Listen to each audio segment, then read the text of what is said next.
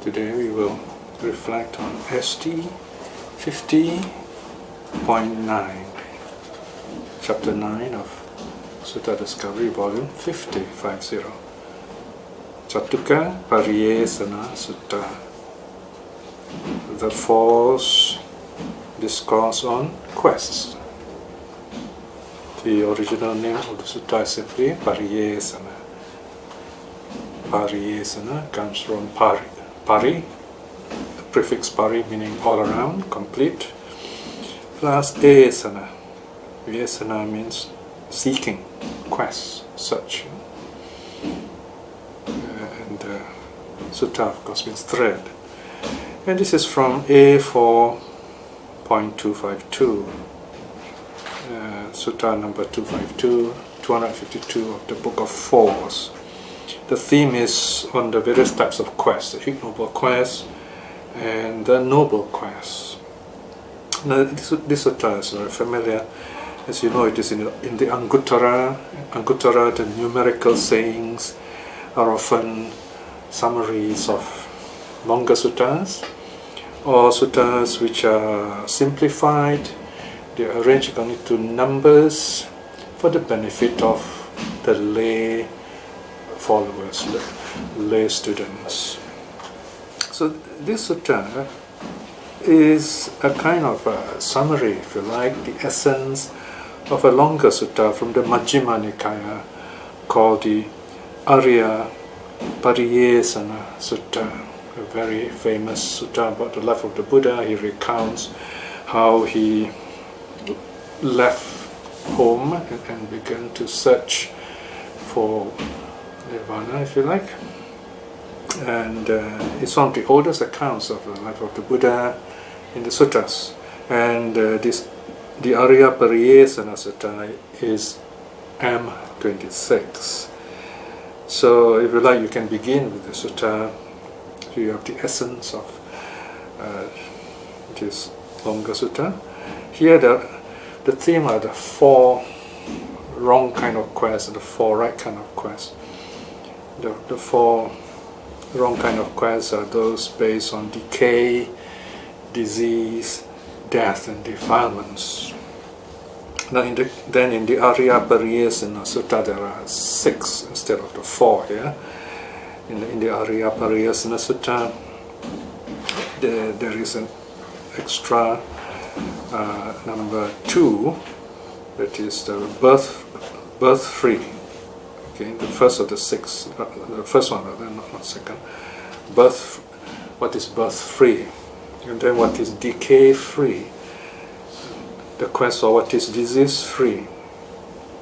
And then there is an additional one, number 5, the quest for the death free. And number 6, that's number 4 just now. Number 5, sorrow free, asoka, meaning without sorrow. And the last one, similar to number 4 here in this present sutta, is the defilement free. So in Pali we have birth free is ajata, which is also a prefix, a kind of a name, a description or attribute of nirvana, if you like. And then ajara also describes nirvana. Disease free, avyadi. Amata is a very famous name for nirvana.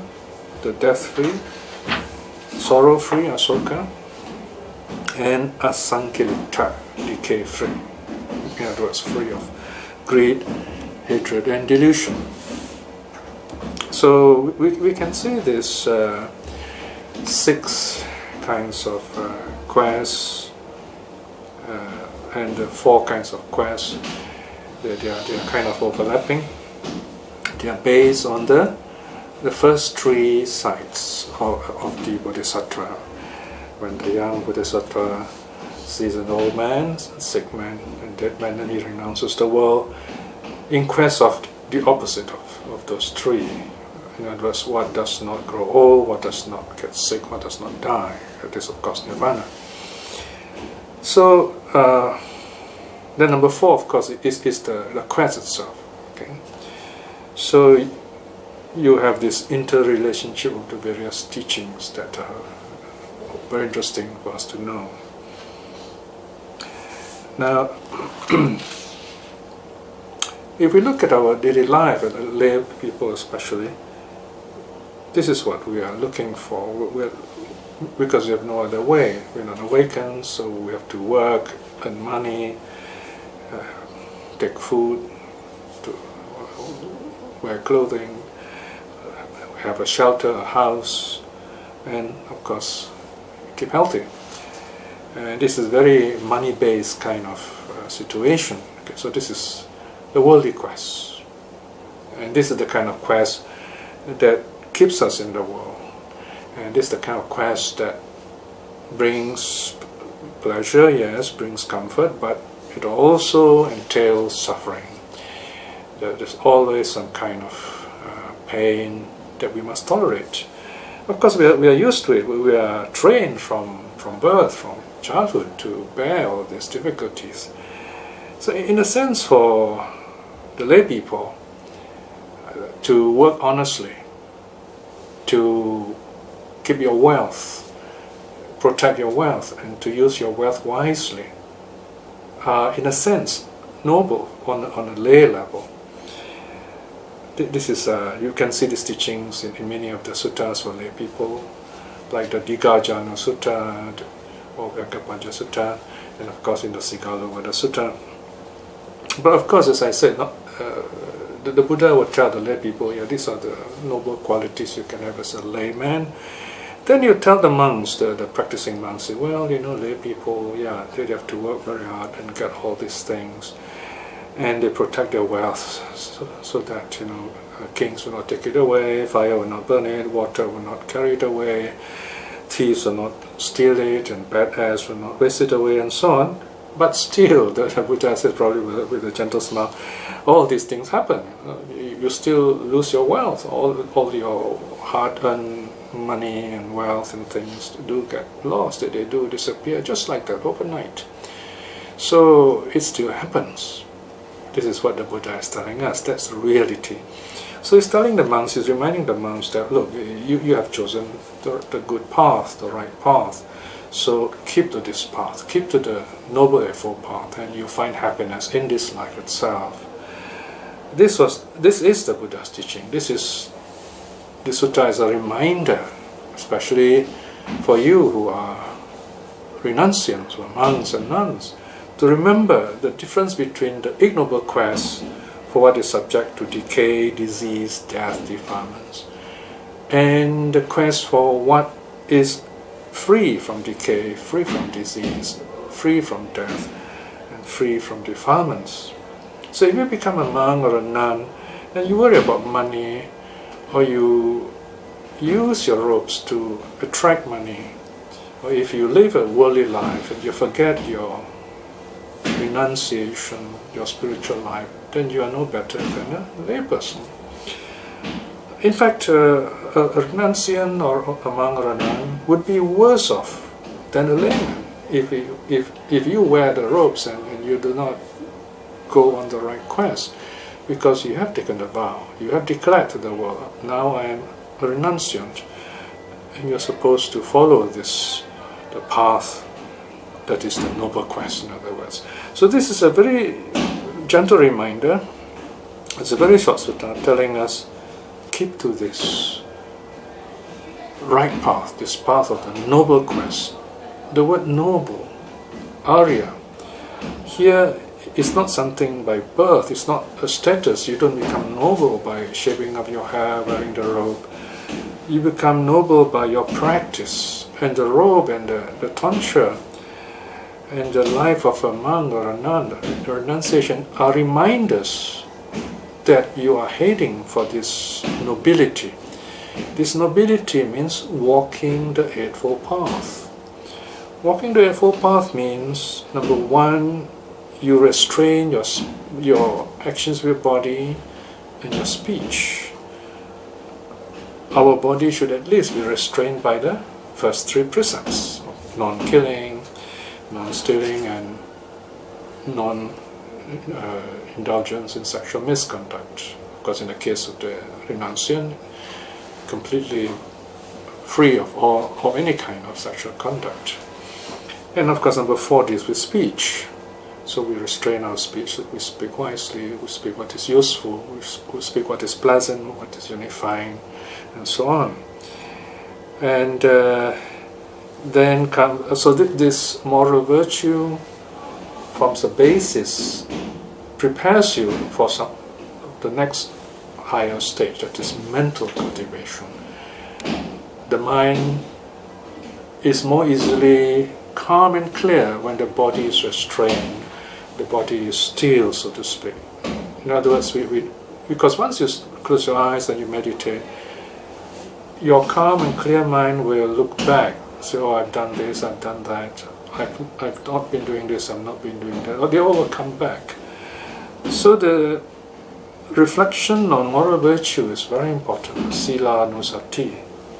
Of course, there is a way out here, if you like. Remember the moments that you have been keeping the precepts. Let's say during certain days, during certain retreats, remember those moments. It's no point feeling guilty about what some bad things you have done in the past. They're gone. You can't do anything about them. So bringing them back is not wise, doesn't help at all. In other words, we know we will be thinking of some of these past bad deeds, they will come back. But we learn to let go of them. It's possible. Now, we're not saying this is a way out. We're just saying this is a temporary method. It's like building a dike and keeping the floods away. But the floods are growing, so we've got to keep on, strengthening this dike, kind of moving up to higher land and so on. So this letting go, this reflection is only a temporary measure, but it works if you do it properly. So you reflect on the times when you have kept the precepts well, and then you are free to go on to this stage of mental cultivation. Again, to help this mental level of cultivation, it's very important that you feel joy. So this is where loving kindness helps. When you are stuck in your meditation, especially the breath meditation, give an inner smile, switch to loving kindness. So these are little techniques we use to free the mind, so to speak, so that it moves on with the breath. Once you move on with the peacefulness of the breath, then you remain there. You remain with the breath and go higher and deeper. Then, when your mind is at peace, stay as long as you can with it. So it's a very beautiful, energizing kind of feeling. If you recall, the Buddha remained in meditation for 7 times 7 days, a total of 49 days after his awakening, enjoying the bliss of nirvana, of liberation. Then, when you come out of this wonderful, peaceful state, the mind is beautiful and clear, and that's the time you have this wonderful microscope or telescope, which is very clear. So this is where you direct your mind to wisdom, especially to the 3 universal characteristics. Of course, in Vipassana, the famous phrase is watching rise and fall. Watching rise and fall, of course, refers to the first of the characteristics, impermanence. You watch the rise and fall of your mind, you watch the rise and fall of your mind, you see rise and fall in everything that exists. And then you also reflect whatever rises and falls has a beginning, whatever has a beginning will end. And existence is such. Existence is impermanent. Everything is caught in this net of impermanence. Everything changes. Therefore, all these things are also unsatisfactory, dukkha. They do not really bring us complete happiness. There's always something missing, and we've got to keep on adjusting our lives. That's dukkha. But this is simply put. There are more painful aspects of dukkha. Knowing this, if we ask ourselves, we take it to the next level. We say, okay, who is suffering? The Buddha will say, wrong question, and there's no who to suffer. We can say, what is suffering? Now when you say what is suffering, there are two very interesting meanings to this what. Number one is, this what is like a thing. We say what is that, right? But that is not the real meaning here. If we say what is suffering, to mean we want to know this suffering. How is it, if you like, right? Instead of what, how is it? In that sense, we say what is suffering, right? So of course the Dhammacakka Pariyesanā Sutta gives a list of all these things. But we know, in simple terms, suffering is not getting what we want, or getting what we do not want, or worse, never being happy with whatever we get. And of course, with change. So here again, change is a shorthand for the last of the sufferings, number 8 in the Dhammacakka Pariyesanā Sutta, that is the 5 aggregates. All the 5 aggregates are impermanent, suffering, non-self. We call it form, feeling, perception, formation, consciousness. This is what we are. All these are changing. And what changes are unsatisfactory. There is no what in the suffering. There is just this suffering. If you understand that there is just this suffering, this pain arising in us, it's just a feeling, and feeling comes and goes. Now those who do not understand this, they say, oh, why am I suffering? They put an I onto it, then they begin to own it. They begin to capture the suffering, so to speak. It's gone, but they still think about it. They say, oh, I was suffering, and I will suffer. So they perpetuate suffering that way. So in other words, you just have to learn to let go of it. The other problem is measuring. So we try to measure the suffering. How much is it worth? Like, when you sue someone and you care, you have to pay me so much and so on.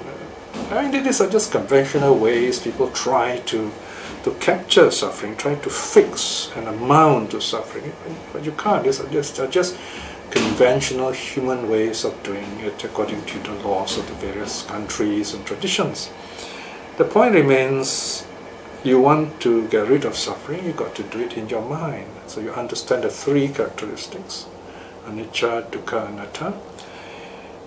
When your mind is very calm, you reflect and you see so clearly all this, the 3 characteristics working through your being in everything else. That's wisdom. So you have these are the 3 trainings that you are able to experience at the end of the very wonderful meditation. And you sit very peacefully, you remember this wonderful teaching. And this is what will liberate you, free you from suffering to attain nirvana. So that's the essence of the noble quest, if you like. So here, let's look at how the Buddha summarizes the teaching, which I've told you. The Buddha says in the 4th discourse on quest A4252, is on page 82. Bhikshus, there are the 4 ignoble quests, anariya, Pariyesanā. What are the 4? Here bhikshus, someone being himself subject to decay. 6, what is also subject to decay. Being himself subject to disease.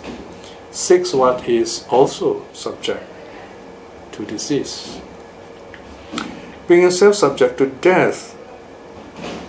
6, what is also subject to death. Being himself subject to defilement. 6, what is also subject to defilement. These bhikshus are the 4 ignoble quests.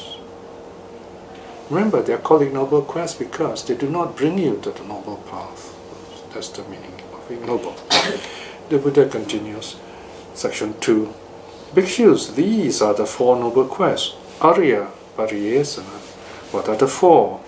Here bhikshus, someone being himself subject to decay, knowing the disadvantage in what is subject to decay. 6, the security from the yoke. In the decay-free, that is nirvana. Okay, the security from the yoke is a very famous phrase describing nirvana. Security from the yoke. free or safety from being caught up in what is decay, what brings decay. That's the meaning here. Free from bondage. That's another way of understanding this term. Being himself subject to disease, knowing the disadvantage in what is subject to disease, seeks the security from the yoke in the disease-free, that is nirvana.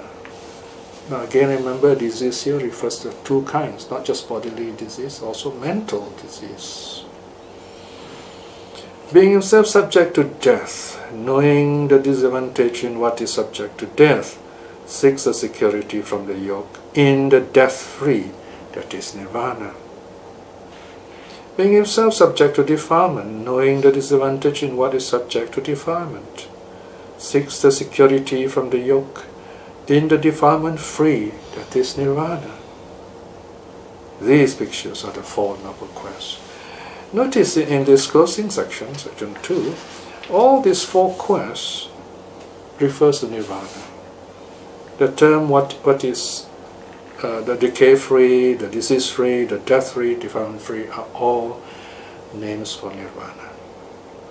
So nirvana ultimately frees us from all these four kinds of wrong quests. Now there are a lot more notes, right? There are about 10 pages of notes here. Do read them up to give you more depth and perspective in this sutta. It's just Anguttara is a very short sutta inviting us to look deeper. And as we understand the difference between the two quests, we refine our lives, we do what is right, we become less attached to the world. In other words, we become happier more easily. Our happiness is not dependent on the amount that we get. We are not happy with what happiness doesn't come from what we have. Meaning, even we have a little, we feel happy because we know how to use that little that we have. We are kind of, if you like, a low input, high output kind of situation. I mean, if you really look around and ask yourself, how much do we really need to live a happy life? You find we don't really need much. The necessity of life is quite easy, quite simple. You go to the villages, you go to the poorer areas of the city of any country, you find that people that even when they are poor, they are happy. Of course, they may be attracted to worldly lights, city lights, but among themselves, by themselves, in a natural state, they know how to find happiness. They're like children. Even in war-torn countries, you find there may be a battle going on, and during the lull, they will find some games to play, they will find some ways of being happy. So the point here is that if you understand the Buddha's teaching, if you understand what is the Noble Quest, what is the Ignoble Quest, with little you're happy, with a lot you're also happy. Of course, if you have a lot, you have this wonderful ability to share with others, make even more people happy, and that brings you greater happiness. So it's a choice we make. You become happy with what you are, not just with what you have. So reflect on this wonderful teaching, the Catukka Pariyesanā Sutta, A4.252.